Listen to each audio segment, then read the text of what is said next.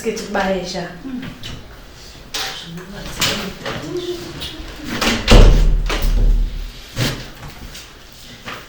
Lipsa. Beshi jirizi. Lip. Bo. Dex. Danchi kumbuka witwa FIFA 2 minutes. Kafio ngeke kutaura pane nyaya yako Beshi. Pane munada upinda muno.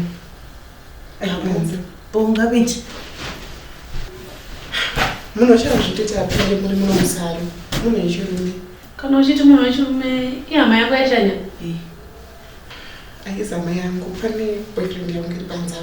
Saka doti apinde muno before andivasala kubuda vaona motikari iri panza ndopinda mumawani.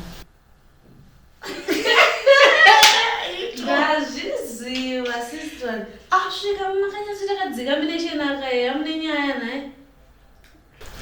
Saka mati girls ndopewo something like 100 bucks. Gani something yako wangusha. Unozonipa something nasi. How many times ndichikunyengerera kuti ndinotamba newe Beshi uchindisabhure wewe? Sari chaona katozotawo ndachingaenda plus magara mudoenda ku lecture guys musadaro. Ano ina jendi. In lecture tinaro kabata hapana kwatukaenda. Jendi. Timu. Yemba njarongedza tumurara. Atina kwatukaenda. Sanani musadaro please.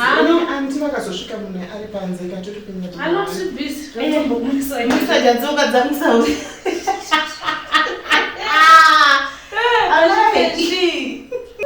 Anyway, gari handipererwi. Yabo. Pamebo. Anamukani.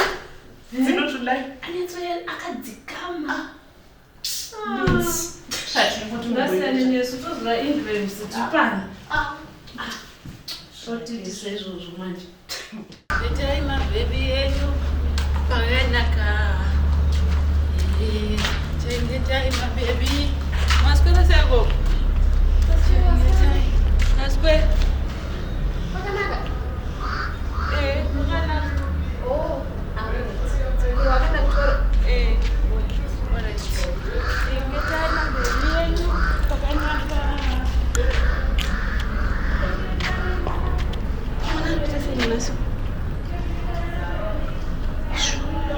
Kushaya kuita unge munhu akada.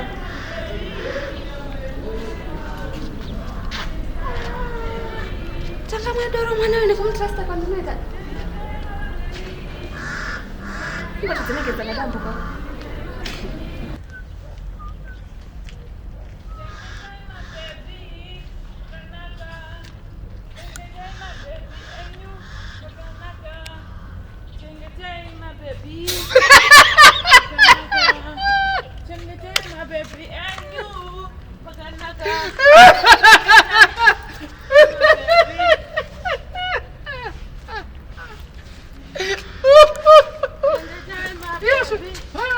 Muchengeta mabebi mpera kuona ikoko. Dzokaiwo. Kweru. Muchengeta mabebi muchaenda kupwa. Eushe. Gokwe. Kweru. Ukwenda upa. Kwenda kulecture. Chengetai mabebi pakanaka. Chengetai mabebi pakanaka. Chengetai mabebi pakanaka. Unakwenda kupi? Unakwenda kupi? Wewe ndisiye. Dzoka kunoku.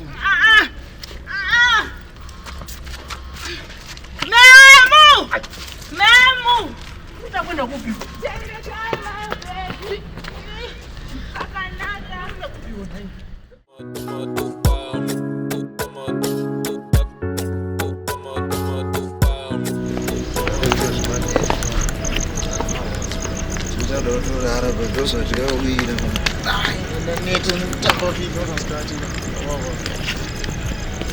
Inaenda lecture ya vaccine kayo unapenda kaone imani ya shiti. Vakashati. Saka tuna kutamba bwana.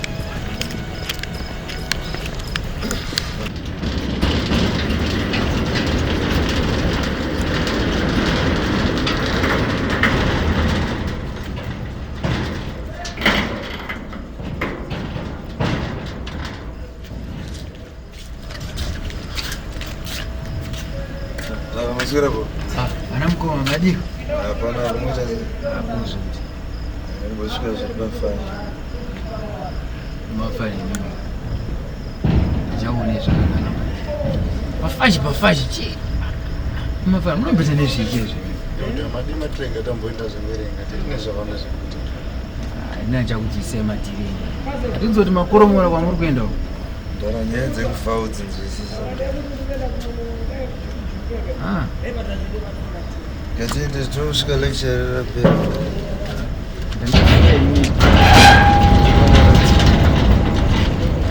Officer.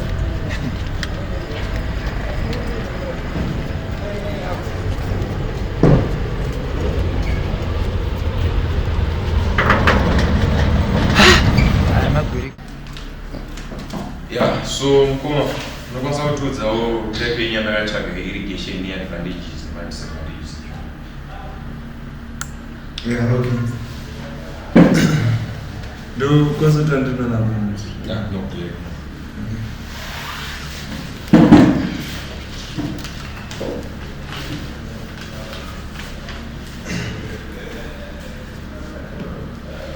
Good evening. Yeah, types of irrigation. Tine pivot, tine drip. Drip isusu yakanakira kuti mvura inenge ichisvika paplant inenge isingarasiki. Then pivot yanenge ichidiridza paipai advantage ndekuti inodiridza pakakura asi kana zvirimwa zviri zvidiki inoona zvirwera pasi zvotadza kubuda zvakanaka. Ndo zvandingaresearcha.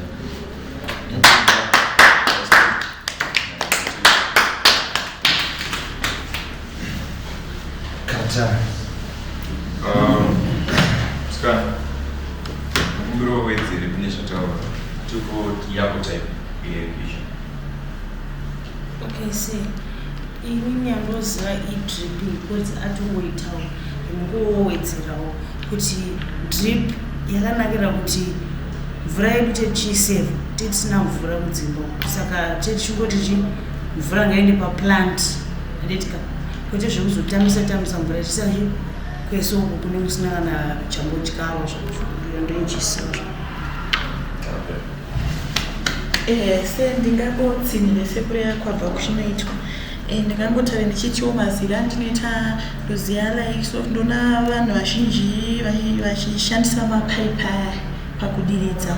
Kune mapaipi andinoona mahombe nemadiki anenge achidhonza mvura ichienda kuzvirimwa.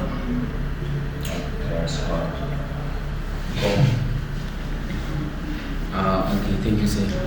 I want to add something on Zvataura, especially Zvataura Najati, pivot. Pivot, yakanakira chinhu wani chekuti pivot ine less labor kumunhu anofana anga achishanda ipapo because pivot kungoita on uchinge wataita pivot on inodiridza yega. Zvakare pivot inoita kuti mbeu dzinatsowana mvura yakakwana zvokuti painenge yadiridza panatsogwana mvura. Pivot yakanakira ndechekuti inofamba yega zvokuti munda wese inopera kudiridza iwe utori nerimwe basa raunenge uchiita.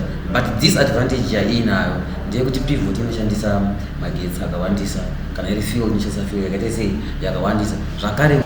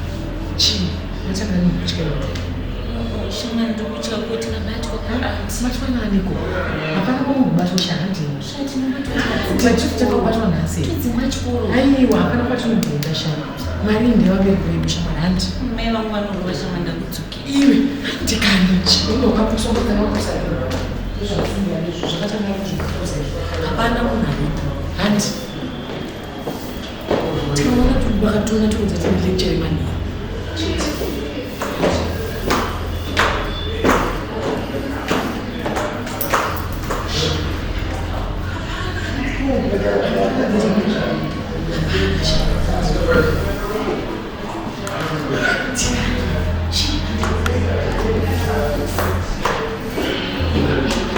mvura inowesta mvura zvakanyanyisa.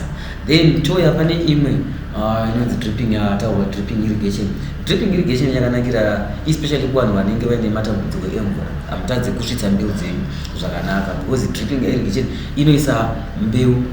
inoisa mvura pambeu direct, nekuti panenge paine pipe inenge ichibva mutengereni kana kuti inenge ichibva mudhemu ramunenge muchitora mvura kana kuti whatever the source yamuri kutora nayo mvura. Saka panenge paine pipes tudiki twakatenge tumarefills, ndo tunenge tuchibva muthat main pipe tuchienda pambeu direct.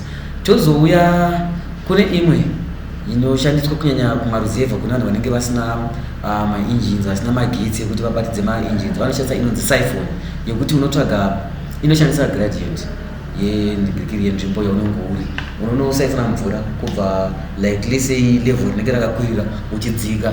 Advantage yainayo ndeyekuti hauna zvinhu zvakawanda zvinoda mari zvakafanana fuel kana magetsi zvaunoshandisa, but ine advantage futi imwe yekuti paunodiridza mbeu dzako unodiridza mvura yaunonatsoisa pambeu zvakakwana, nekuti chinoitika pambeu ndechekuti mbeu painokura inenge ichispreada midzi. Saka disadvantage iri kudripping ndeyekuti dripping inongoisa pambeu ipapo direct, saka mbeu inozosvika patime yekuti inostarve mvura, because mvura inenge ichipinda chishoma, but apa panopinda mvura yakawanda zvokuti kunyange yakaspreada midzi yayo zvakakura panzvimbo yakaita sei yakakura, unokwanisa kudiridza nzvimbo iyo yakaita sei yakakura.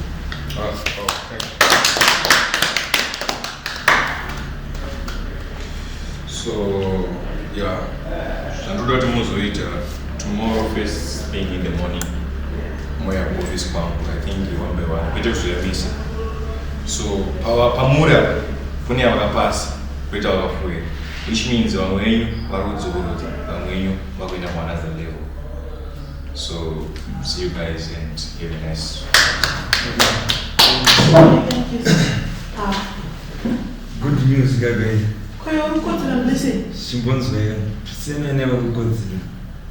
Good news. Seso arikustanda zvekurima rima nezvemvura. Nhasi kune mangu mashops. Nhasi nemangwana. Asi emangwana ndo yakaipa manje because pane mufesi yokuridza mudzi wendi president.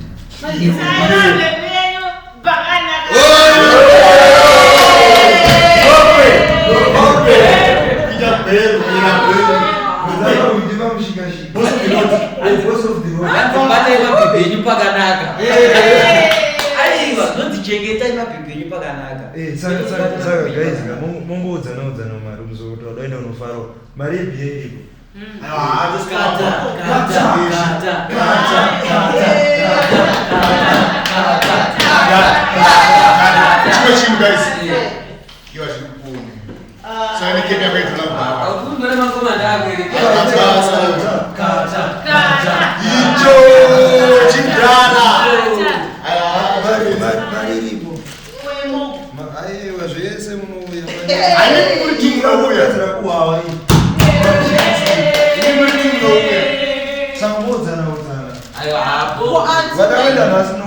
Vazvirizika mudzoka gokwe kuti aita kadhisoji bozi takenda kumango.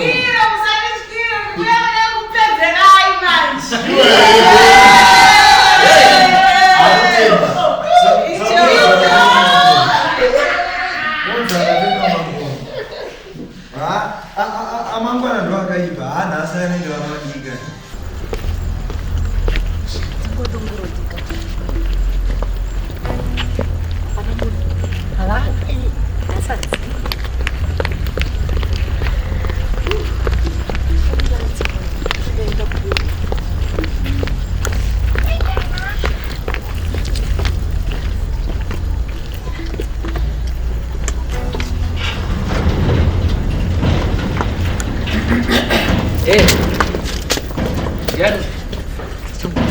Lokubukuda kwenda.